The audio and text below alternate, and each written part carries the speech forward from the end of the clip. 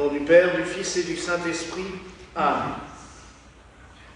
Mes très chers frères et sœurs, nous célébrons aujourd'hui la présentation de la Vierge Marie au Temple, que nous solenniserons à nouveau ce dimanche, puisque dans les anciens rites gallicans, cette fête avait une telle importance qu'elle est solennisée au deuxième dimanche du carême de la Saint-Martin.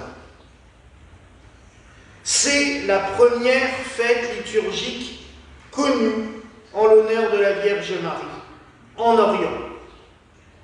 En Occident, elle était présente dans les rites gallicans, puis, par la suite, elle a été oubliée, au point de n'être célébrée que le jour même, le 21 novembre, et souvent de manière aléatoire.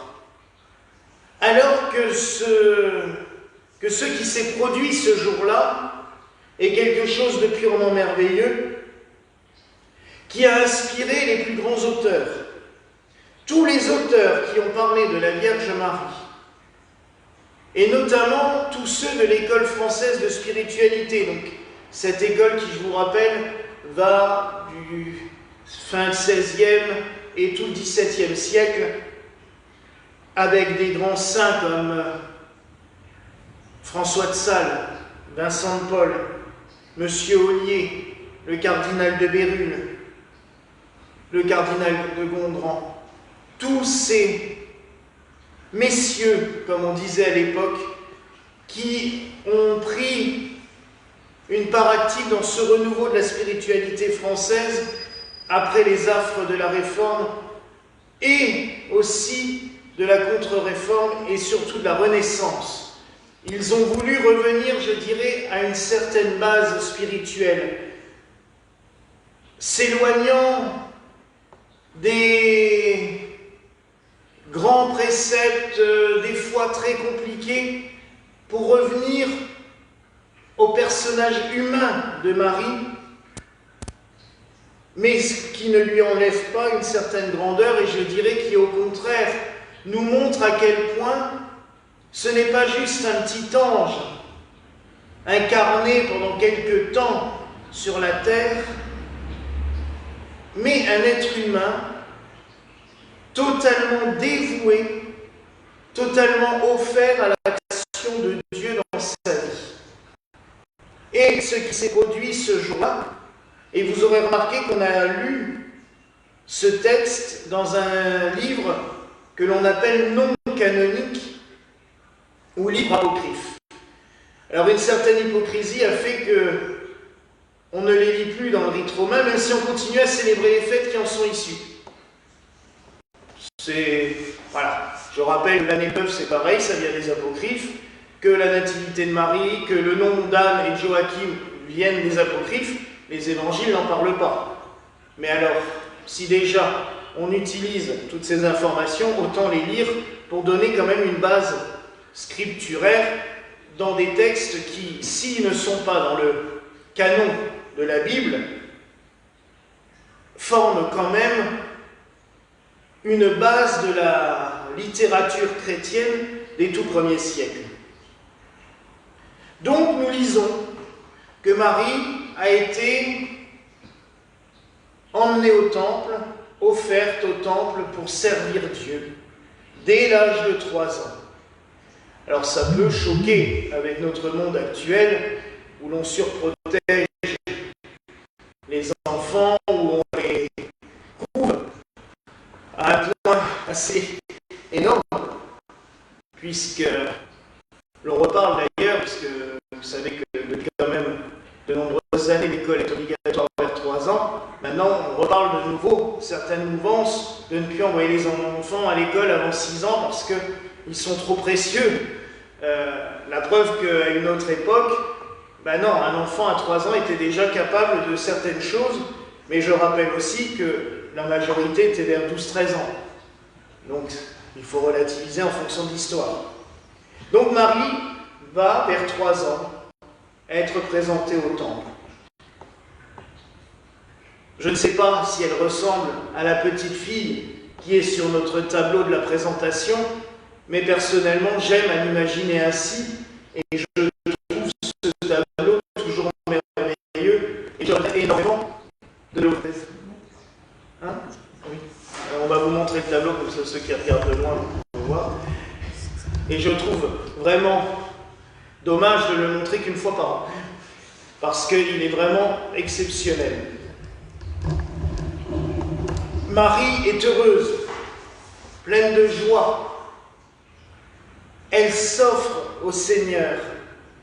Et ce qui est très étrange, comme le disent les textes patristiques, c'est que Marie se met au service du temple, elle qui va devenir le temple de la Nouvelle Alliance, puisque le temple de Jérusalem, c'est là où est conservé les traces de l'ancienne alliance, c'est-à-dire l'arche d'alliance avec la manne, les 10 commandements, les tablettes de la loi et le bâton d'Aaron.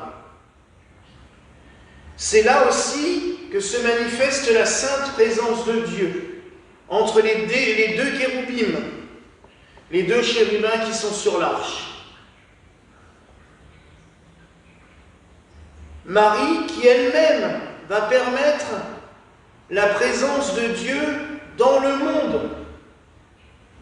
Elle va l'offrir au monde, puisqu'on n'aura plus besoin d'aller au temple de Jérusalem pour contempler Dieu, puisqu'il va marcher sur nos routes, comme le disait un certain cantique, il est venu marcher sur nos routes, il est venu vivre avec nous par la Vierge Marie, il s'offre au monde et depuis, il est présent partout, de manière spirituelle, puisqu'il nous l'a dit lui-même, là où vous serez 2 ou 3 réunis en mon nom, je serai au milieu de vous, mais aussi de manière physique, dans tous les temples de l'univers, de toutes les églises, qui conservent la présence réelle, le corps et le sang du Christ.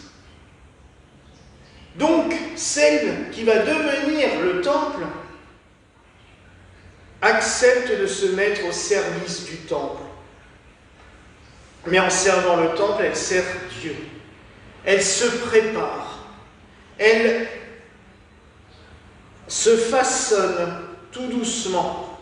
Et elle se laisse façonner par Dieu, qui va veiller sur elle, qui va la préparer. Elle qui est annoncée depuis les premiers temps du monde. Je rappelle que l'on attribue souvent les paroles du livre de la sagesse à la Vierge Marie elle-même. Je suis la mère du bel amour, je suis la vigne, je suis... Voilà, elle annonce tout plein de choses dans le livre de la sagesse, que l'on lit d'ailleurs régulièrement au fait de la Vierge Marie. Je suis la mère de la Sainte Espérance, j'aime toujours quand la sagesse parle comme cela, et on sait à quel point Marie nous a aidés justement à garder l'espérance. Donc, elle qui est prévue dans le plan de Dieu depuis le commencement du monde, s'abandonne totalement à l'œuvre de Dieu.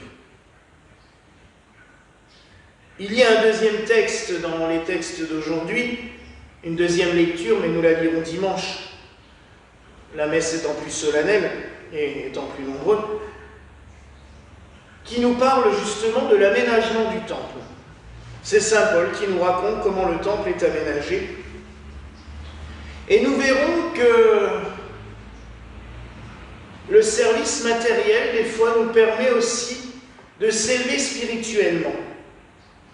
Et c'est ce que Marie a fait, mais je pense que c'est donné à chacun et à chacune en travaillant à la construction du temple. Église. Et c'est peut-être ce qui a motivé aussi tant et tant de constructeurs, de bâtisseurs, d'évêques, de moines, de religieuses au cours des siècles à bâtir des églises de plus en plus somptueuses, de plus en plus grandes. C'est que ce travail de construction leur permettait aussi d'une manière plus intérieure de s'élever spirituellement, de construire notre temple intérieur pour recevoir le Seigneur. Car, comme je vous l'ai déjà dit aussi, ce que Marie a vécu, nous sommes toutes et tous appelés à le vivre aussi. recevoir Dieu en nous. Nous faisons l'union avec Dieu comme Marie a fait son union avec Dieu. Lors de la Sainte Communion, il vient en nous, il s'unit à nous. Nous portons Dieu comme l'a fait Marie. Nous devenons des temples de la Nouvelle Alliance. Alors oui, mes frères et sœurs, que la méditation de cette fête, aujourd'hui, nous pousse à aller vers Dieu. Et je dirais même, en sautillant de joie, en dansant de joie comme Marie l'a fait, d'aller vers lui avec une ardeur renouvelée, une ferveur renouvelée, une gaieté, une joie qui nous donne vraiment une force quasi surhumaine pour aller vers lui. Alors prions la très sainte Vierge Marie, acceptons de la suivre dans son offrande, car en s'offrant elle à Dieu, elle nous pousse à nous offrir à lui. Et aujourd'hui, nous pourrions peut-être, pour ceux et celles qui l'ont fait, je sais que nous sommes quand même quelques-uns, ceux qui regardent, ou dans la paroisse, à l'avoir déjà pratiqué, la consécration à la Vierge Marie, ben c'est peut-être le jour de renouveler notre consécration à Marie. Vous savez, l'Église catholique a choisi la fête de la présentation de Jésus au Temple pour la fête des vœux religieux. Je trouve que cette Marie aurait été beaucoup plus forte et beaucoup plus puissante, puisque elle entre vraiment en vie religieuse. De ses 3 ans jusqu'à son mariage, elle va vivre une vie religieuse. Donc c'est peut-être le moment aujourd'hui de renouveler nos vœux de religieux pour ceux qui les ont faits, notre consécration à Marie pour ceux et celles qui lui sont consacrés, en lui demandant de nous offrir, maintenant qu'elle est dans le Temple Saint, qu'elle est dans la Jérusalem céleste, en présence permanente de Dieu, qu'elle nous offre en offrande au Temple comme elle l'a fait durant sa jeunesse. Voilà la grâce que je nous souhaite en ce soir au nom du Père, du Fils et du Saint-Esprit.